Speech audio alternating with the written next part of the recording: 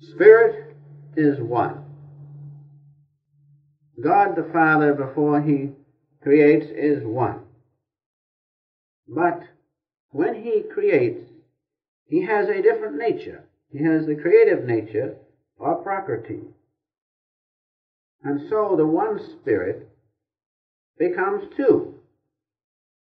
That is, the one Spirit now enjoys himself. When he begins to move, so to speak, then two great forces come into play. And these forces of God the Father, the Creator, constitute his nature, or Prakriti. Now the first force is Shakti, the omnipotent, eternal joy, Ananda. And the second aspect of God the Father is feeling, or Chit, the omniscient, eternal consciousness. And so let us realize that when God the Father creates, he has a different nature than before he is creating. He is one, unmanifesting, unmoving. But when he begins to create, then he takes on a different nature, characterized by these soul properties, so to speak, force, or Shakti, and feeling, or Chit, the omniscient, eternal consciousness. In reality, they are one and the same, and yet there is a formal difference. Let us read now, on page 2 of the Holy Science, as follows. The almighty force, or in other words, the eternal joy which produces the world, and the omniscient feeling, Chit, which consciousness makes this world conscious, these demonstrate the nature, or Prakriti, of God the Father.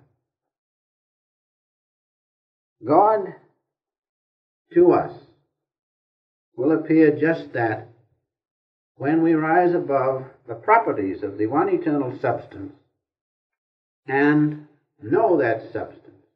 We will know it by these soul properties of, as it says in the Holy Science, the almighty force, the power, and the omniscient feeling. These two things constitute God in us. So now comes the important question as to man. We will realize that man is made in the image of God and therefore has the same nature as God, because that consciousness in us is God's consciousness. And so when we get beyond all our ramifications of attached consciousness, worldly consciousness, the ego, with its moods and its desires, we will find underlying the same nature as God the Father. In man, we will find, first, force, or man's will, and secondly, feeling, the omniscient feeling which we sometimes feel when our consciousness is not circumscribed by limiting things as the object of senses and worldly things. So within us, because we are made in the image of God, are these same two forces of the nature of God the Father. One force, the will, in man, and the other force, the feeling. Of course, in man, the will is stronger. The will is more developed. And in women, the feeling is more developed. Of course, this isn't always so. Some women have a real strong nature, and some men have more of the ladies' characteristics. But it should be, of course, equally developed. Now let us read from the Holy Science, going on with the second division, so to speak, we read as follows. Remember now, we're speaking about man, and man is made in the image of God. And so we read, as man is the likeness of God, directing his attention inward, he can comprehend in him, or within him, the same force and feeling, soul properties of his self.